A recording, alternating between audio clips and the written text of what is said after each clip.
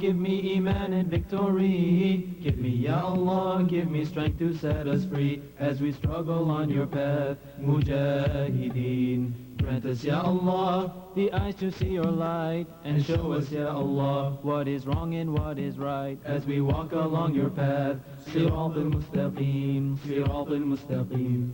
Give me, Ya Allah, give me iman and victory. Give me, Ya Allah, give me strength to set us free as we struggle on your path, Mujahideen. Help us, Ya Allah, spread this blessed deen, and help us, Ya Allah, help the Muslimin, and help us, Ya Allah, overcome the mushrikeen. Give me, Ya Allah, give me iman and victory. Give me, Ya Allah, give me strength to set us free as we struggle on your path, Mujahideen. Make us, Ya Allah, fighters for your deen, and make us, Ya Allah, forever mu'mineen. And do this, Ya Allah, despite the kafirin. Give me, Ya Allah, give me iman and victory. Give me, Ya Allah, give me strength to set us free as we struggle on your path, Mujahideen. Give me, Ya Allah, give me iman and victory. Give me, Ya Allah, give me strength to set us free as we struggle on your path, Mujahideen.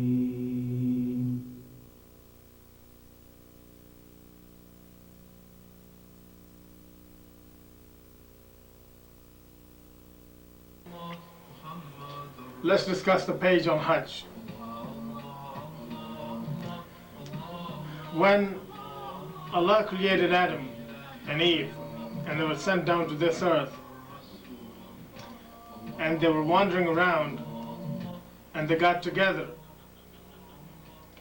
that is when Allah asked Adam to build a house for Allah. And Allah specifically chose that spot where Kaaba is today. And that, as we know it today, as the center of the humanity of the Islamic religion. Also, second time Ibrahim a.s. was told to rebuild it. He rebuilt it with the latest materials available at that time, and Allah had sent a stone down from heavens for Ibrahim a.s. that used to work for him like a forklift. He'd stand on it and order the stone to take him to the right, take him to the left, and that's the way he built Allah's house. Nobody lives in the house of God, and inside there is 2 rooms and a little open space inside. Allah does not need a house to live in. It is just a symbol of His presence, and all the Muslims of today's time and of the previous prophets used to face towards the Kaaba while saying their namaz. And this is done to show the unity of the whole Muslim world, that they're all facing the same way to one God. Hajj is also known as pilgrimage to Mecca, to the house of God, which is also called Kaaba. It's K-A apostrophe A, B, and A. Let's go to the page and we'll start going down one by one. Number 1. Hajj is the 5th pillar of Islam.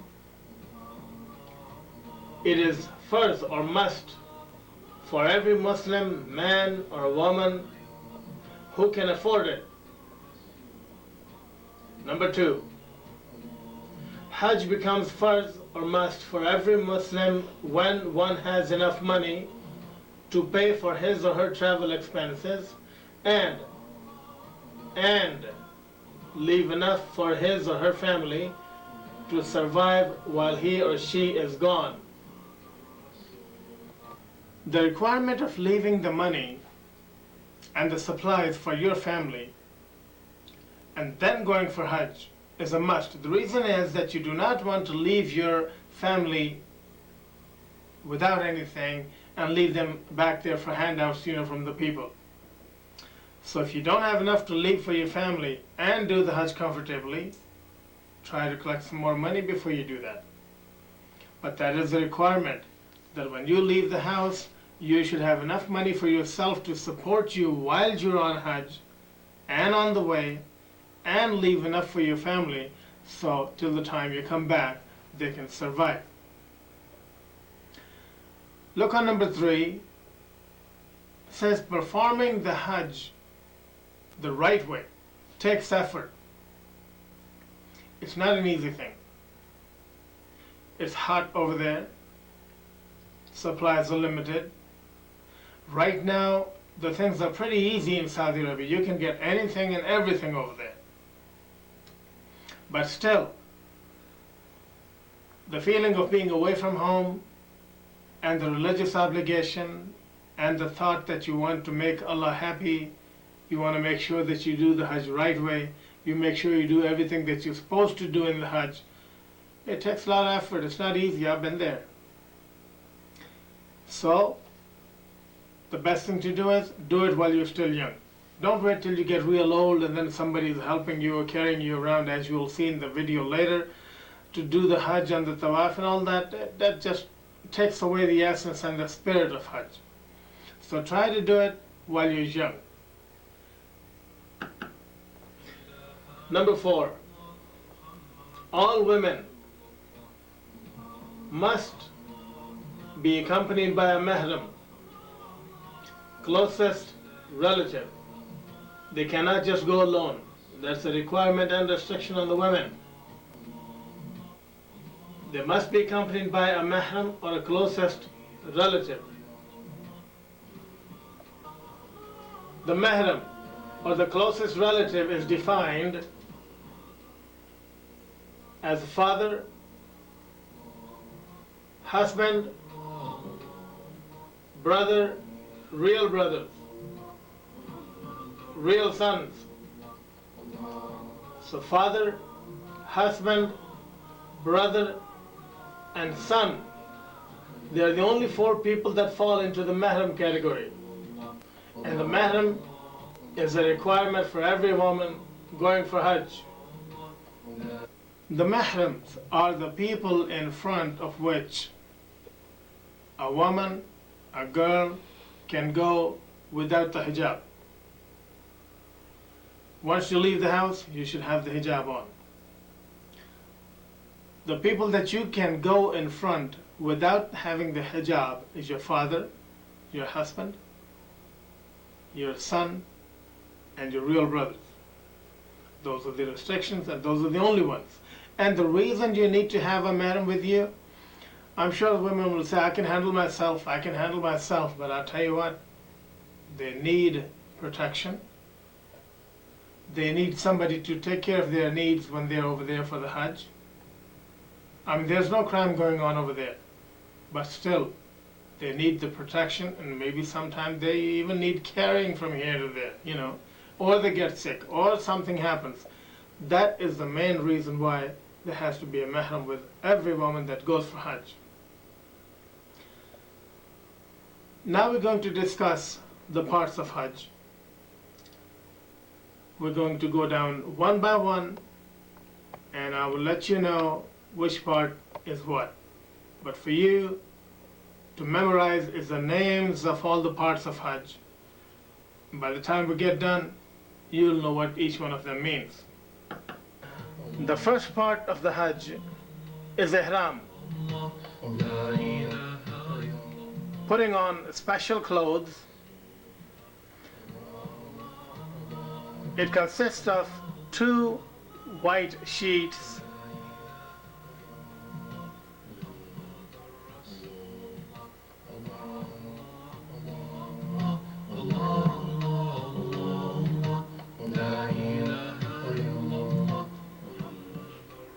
when everybody puts on 2 sheets, it makes everybody equal in dress, in color,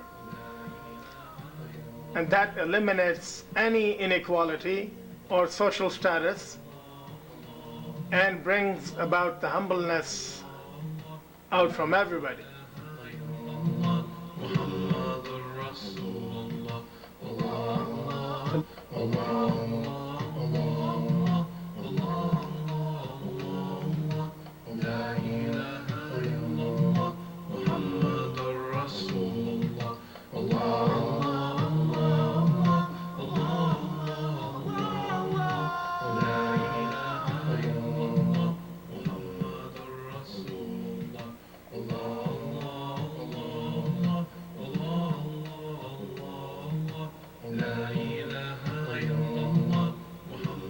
So this is Ihram.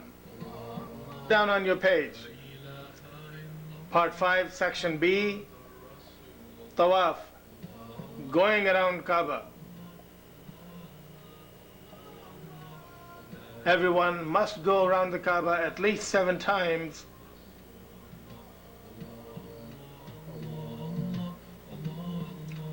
This shows your presence, and you can imagine if a gathering of 3 million looks like this, what will the Day of Judgment gathering look like?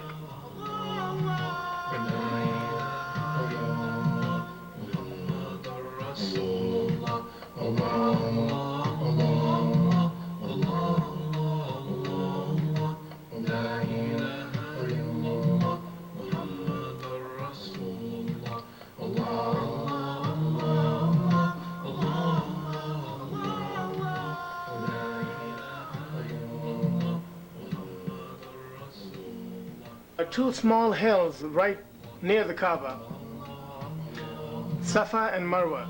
These people are standing on a hill, which is one of the hills. The other one is about quarter mile away. So you need to run like that, go one way, come back the other way. Between those two hills, you have to run 7 times, which is going up and coming down is 2, then going up, coming down is 4, and that's the way. That is called Sa'i. This is also the practice of Ibrahim alayhis salam's wife, running between the two hills, looking for the water for Ismail alayhis salam.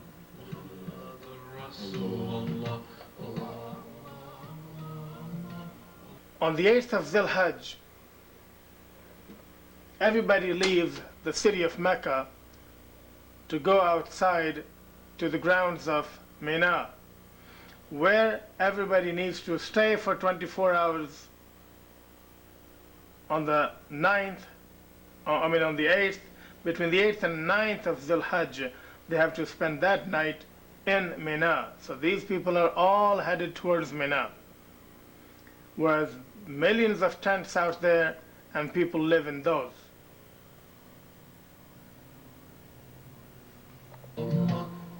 These are the people headed to Mina, where they're going to spend 24 hours. See how interesting it gets once you get there.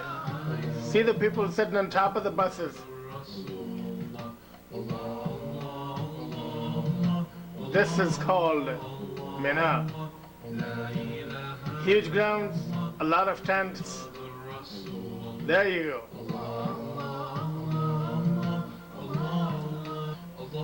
Next day, on the 9th of Dhul Hajj, which is the Hajj day, everybody goes to Arafat. It's the grounds of Arafat. The presence on the grounds of Arafat between the Zuhr and Asr, and praying and asking for everything from Allah that you can, for yourself, for your family, for your friends, for the whole world. That is what these people are doing. They're doing nothing but facing the Kaaba and praying between the Zuhr and Asr on the 9th of Dhul Hajj. This is called Hajj. This is actually the real part of the Hajj.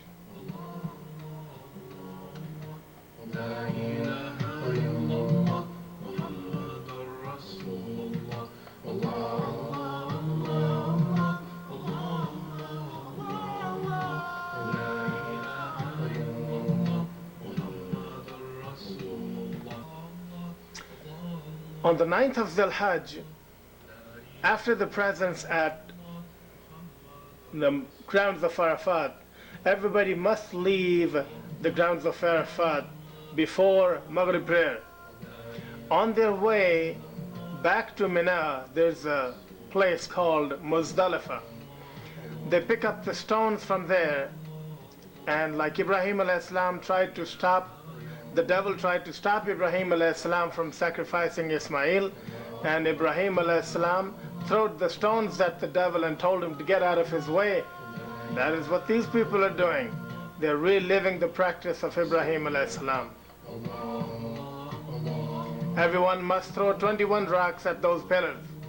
Those pillars are nothing but an indication of the place where the shaitan tried to stop Ibrahim alayhi salam from sacrificing his son in the way of Allah.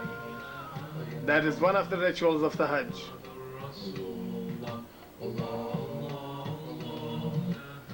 Next day, on the 10th of Zil Hajj, which is Eid al-Adha, everybody or all the Hajjis that can afford it, they sacrifice a lamb, goat, camel, depending on their ability to pay. And there are about 70,000 sheep that are slaughtered on just that day in Muzdalifah, just at the place where the Hajj is performed. I'm talking 70,000. See how busy these guys are? That is also reliving the practice of Ibrahim alayhi salam.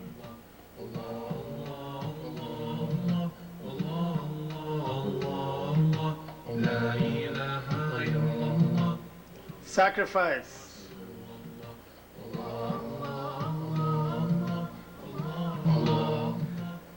The last thing that you do, or that completes the Hajj, is a visit to Medina, the city of Prophet.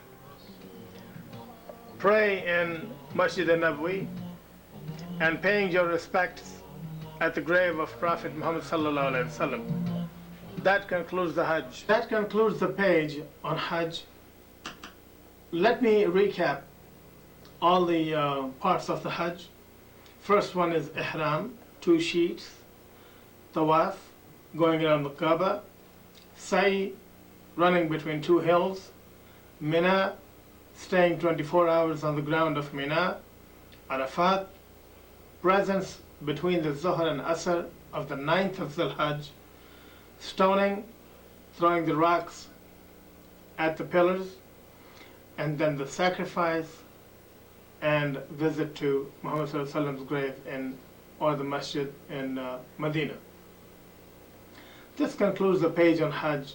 Let me leave you with a little rap song and the Hajj things again to refresh your memory.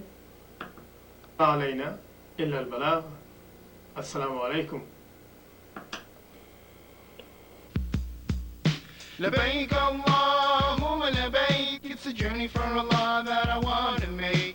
لبيك اللهم لبيك. It's a journey for Allah that I want to make. I'm bound to the sound as the Hajjis go round. In the place that we face, we put the head to the ground.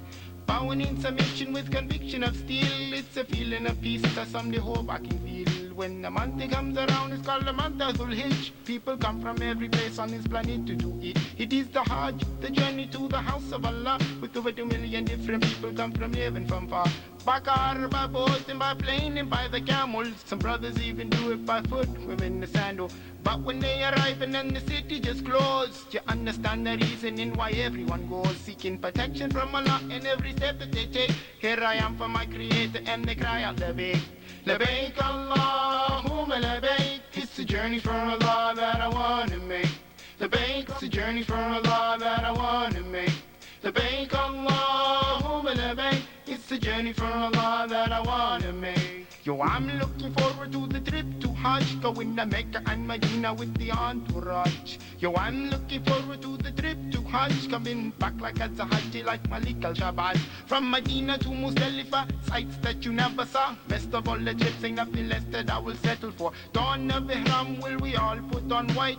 Putting on the sheet so that we all look alike. Don't walk around the Kaaba kissing a black stone if you can, but you haven't done nothing till you done Zamzam. Getting on the bus so you can get to Arafat. Getting all the pebbles used to stone the Jamarat. Pacing back and forth between the Safa and the Marwa, commemorating what was done for Ishmael by Hagar. Sacrifice a lamb and go ahead and shave your head. Joining in the feasting after all the prayers are said. Now nothing beats the strip, not even Taj Mahal. Cause there's Africans, Indonesians from Egypt and all. I'm looking forward to this trip, but someday hope I can make. Here I am for my creator and I cry out the big. Labaik Allahumma labaik. It's a journey for Allah that I wanna make. Labaik Allahumma labaik. It's a journey for Allah that I wanna make. We say Labaik Allahumma labaik. It's a journey for Allah that I wanna make. Labaik Allahumma labaik. It's a journey for Allah that I wanna make. Labaik Allahumma labaik. It's a journey for Allah that I wanna make. Labaik Allahumma labaik. It's a journey for Allah that I wanna make. Labaik Allahumma labaik. It's a journey for Allah that I wanna make. Spread me iman and victory. Give me, Ya Allah, give me strength to set us free as we struggle on your path, Mujahideen. Make